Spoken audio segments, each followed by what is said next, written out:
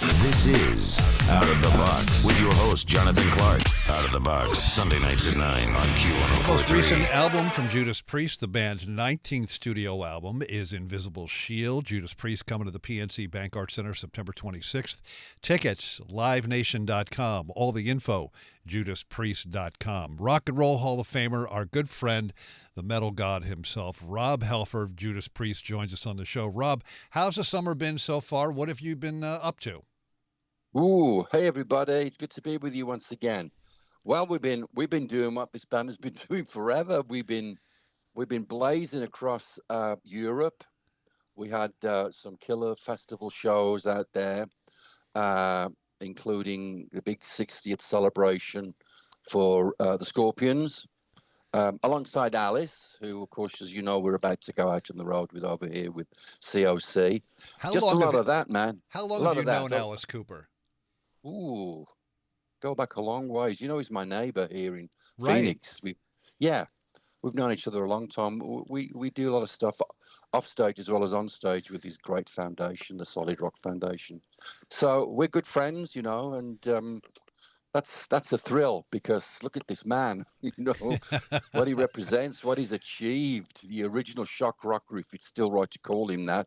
But, you know, he created something very, very special and unique in rock and roll all those years ago. And he's still thriving and making new music. And to match Alice with Priest, that's a pretty cool thing, man. I mean, come on. It doesn't get better than that. You've been out touring on this most recent album a couple of times now. 19 albums of material. Does it become more tedious with all of that catalog to go through, to come up with a set list for each show? Do you change it up ever? Is it pretty much the same songs every show? How does that work with you and the guys in the band? Well, at the moment, we're still celebrating this great album of Judas Priest called The Painkiller, Painkiller. Yeah, I tell you where we're at now, Jonathan. These great anniversaries are coming into us left, right, and centre. You know, next year is the 50th anniversary of Sad Wings of Destiny. And I think the 40th anniversary of Turbo. So you look at all these numbers, you look at all these albums, and you think, how can we re-celebrate them? How can we take the band and our beautiful fans back to that place and think about the good times that we had then and the good times that we're having now? So this is what we're calling the Shield of Pain Tour.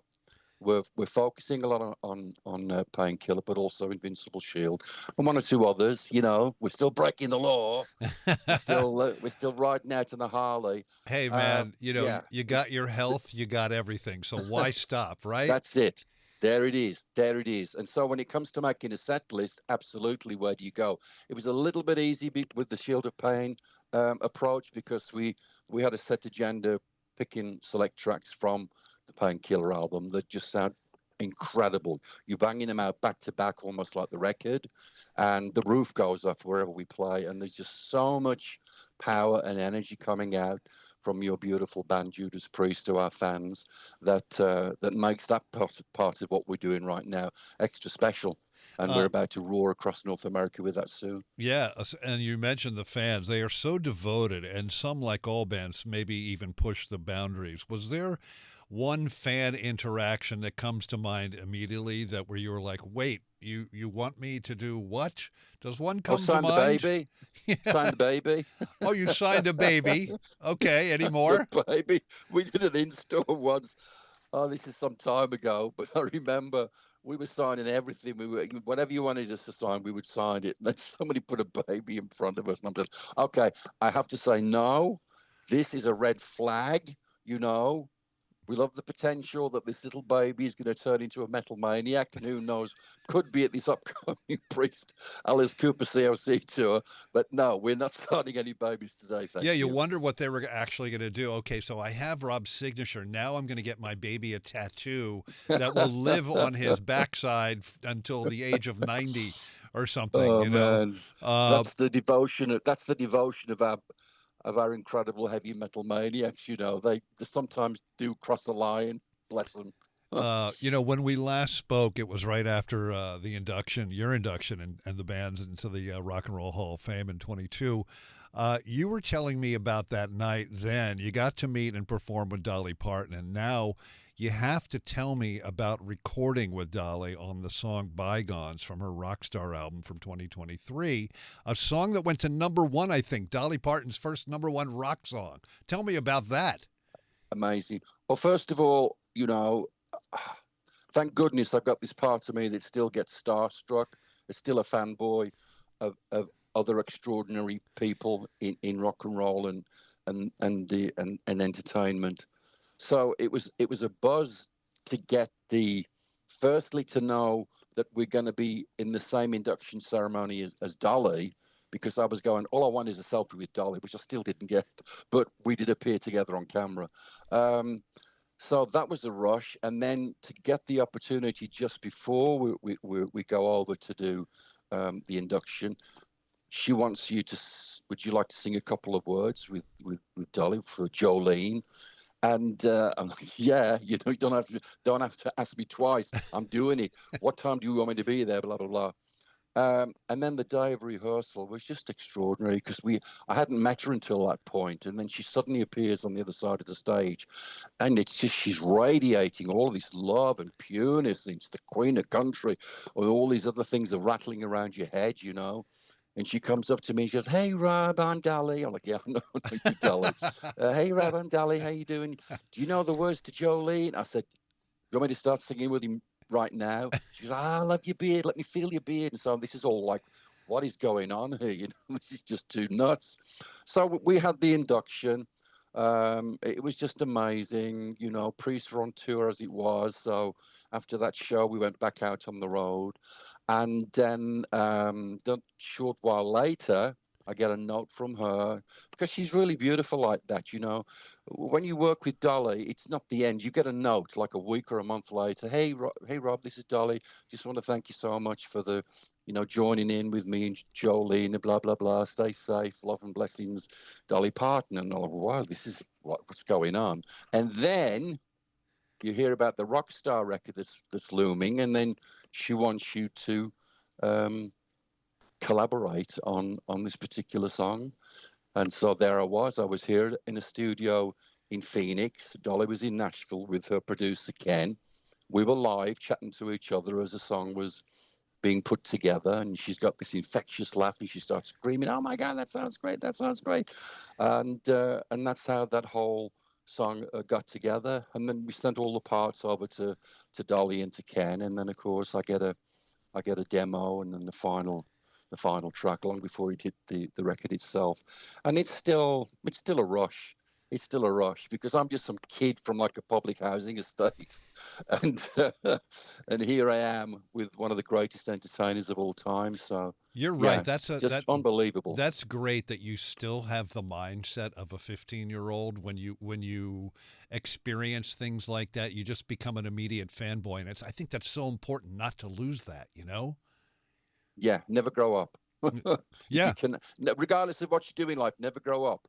God loves his kids. So here's the deal. I think that part of me as a person, and all of us in this band and in most bands, to do what we do is a privilege and an honor. To do this work and to make this ultimate connection with your fans that give you the life.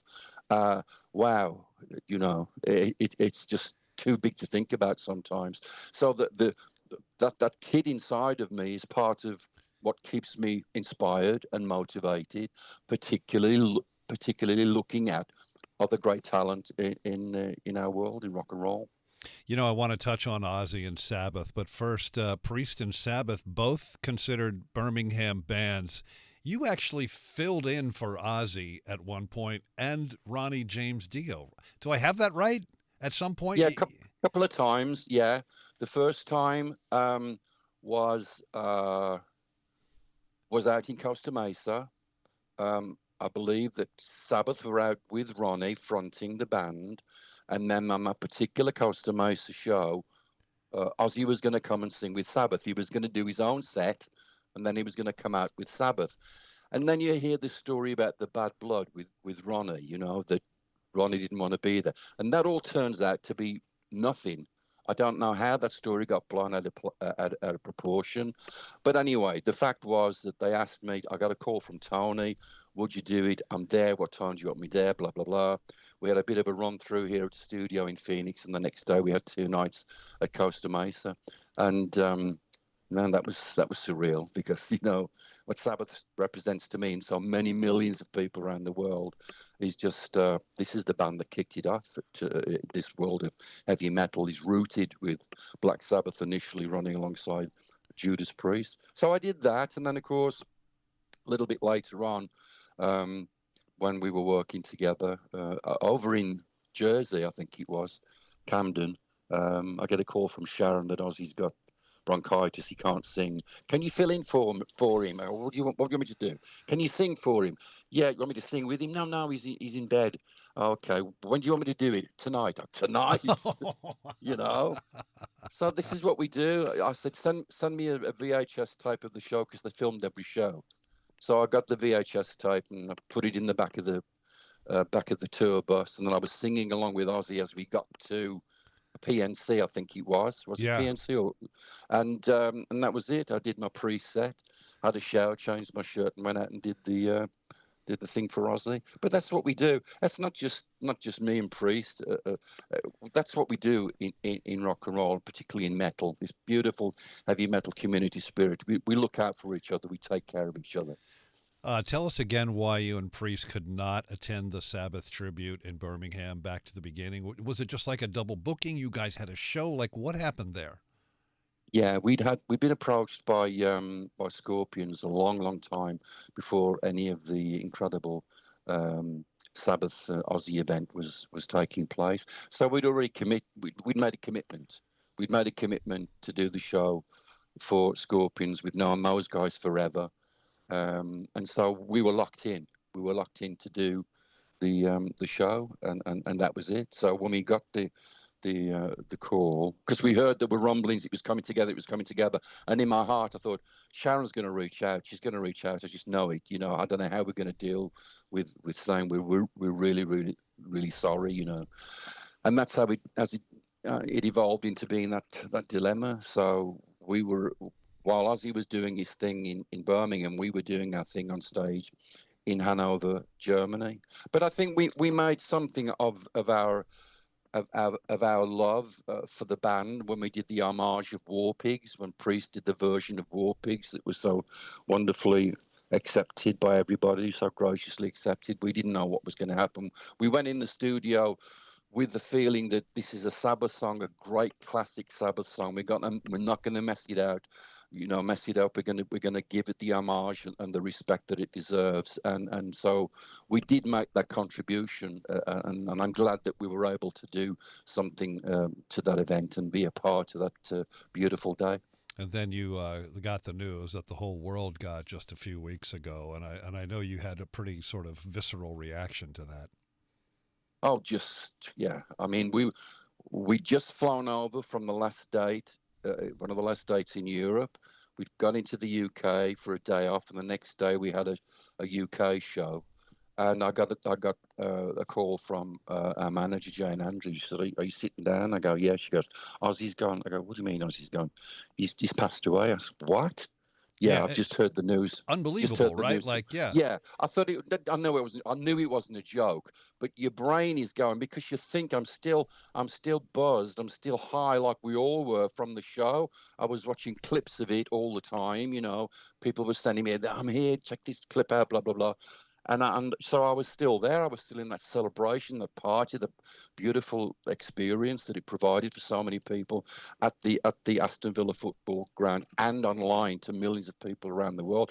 We were all still going, "Yeah, Ozzy, Ozzy, Ozzy," you know. And then I get this news, and I can't talk, you know. And I sat there stunned, like we all were. And then my phone starts pinging, and I go, "It's real, it's real." And you're just trying to make sense of it, man. You can't. It's just my head spinning, you know, and then the tears start. And I was lost, like we all were lost when we had the news that day. Well, how was it for you, Jonathan? Where were you at the time when you got the news? Well, we were here, and then we played Ozzy solo and Sabbath music pretty much for 24 hours here on Q1043, and we had interview clips. We were putting those on the air, and I mean, it was just, it was weird. Who I thought of? I thought of David Bowie, because David Bowie sort of almost, it seemed from the outside looking in, that he planned his whole exit. And it was almost like Ozzy did that too. They had the back to the beginning thing, and then literally, what was it, 10 days or something like that afterwards. And then, he dies. And my reaction was like, well, at least they got that last gig in with all his friends surrounding him and his family, We're all sitting still thinking about that side of the way he left us. And I'll just give you my personal point of view. He was such a strong man in battling Parkinson's, like Glenn is doing right now still. But it just got to the point where I think he knew, with the other things that were going on with his body, that the clock was ticking, And I know it took Sharon a year to put this whole thing together, bless her. And when all of these bands were piling in, my heart's going, God, I wish I could be there. I wish I could be there. I can imagine, yeah. But then, of course, we have this show. We're watching him. We're crying when he's singing "Mama, I'm Coming Home," and then he has all these great other Ozzy tracks. And then the big moment with Sabbath, with all the real I'm not going to say the real band. That's a cruel expression. But the band we love in that respect, Yeah. Bill's on the drums, Geezer's on the bass, Tony's on the guitar, Ozzy's on vocals, and there it was. There was Sabbath. So all this joy and celebration and love and everything, you could see it in his face. He was lit up. I've never seen him so happy. So then, how do you think he felt when he went home to Windsor the next day and got in his chair and just sat there? It's done. It's done. It's done. I think somehow your body says it's time to let go. It's just time to, you take a deep breath and you just let go. Parkinson's is a really, really fucking cruel, horrible disease. Oh, the worst. And it chips away at your life. It chips away at your life slowly and slowly and slowly. And maybe he thought, I'm not making that exit that way. I'm going my way, And if he did that, God bless him even more. Absolutely. But here we are talking about him, as we always will. And I'm so happy to hear you say what you did for him, playing all of his songs, checking out all of his videos, because that's what I did. Around the funeral, I was here in Phoenix listening to Ozzy all day, watching him on the YouTube and everywhere else, thinking about the memories and the celebration, much like we did for Lemmy, much like we did for Ronnie and all the other greats, goes on. So their music, they've never left us completely, because their music lives in us forever. That's the joy you have to make out of the grieving. Now, being an English citizen, I don't know the rules on this, but I read somewhere that you said that King Charles should knight Ozzy posthumously. Well, has that ever been done? I don't know. What's that? I don't know. I don't know either. Who knows? It just reverberated through the UK. Absolutely reverberated throughout the UK. And of course, I'd said on many occasions, this man needs to be knighted. He deserves a knighthood for what he's done for British music and all of his philanthropy things with Sharon, all his charitable stuff with Sharon. He should be knighted. So there may be something there. I haven't heard anything, but I think that would be a very, very beautiful thing to bestow upon him. He's always been Sir Ozzy for a lot of us in the UK. Yeah, totally. So who knows? Let's wish for that. That's for sure. His name is Rob Halford, also known as the Metal God from Judas Priest. The band is coming to the PNC Bank Art Center September 26th. You can get tickets at livenation.com. All the info, judaspriest.com. That show, by the way, with the great Alice Cooper. Rob, always a pleasure to speak with you, and we look forward to seeing you over here in the tri-state area very soon, man. Thank you, my friend. It's always a joy to see your face and to speak with you, and to everybody listening in at the Q. We love you guys. The priest is back. We'll see you soon. Thank you, man. New York's classic rock. Q1043.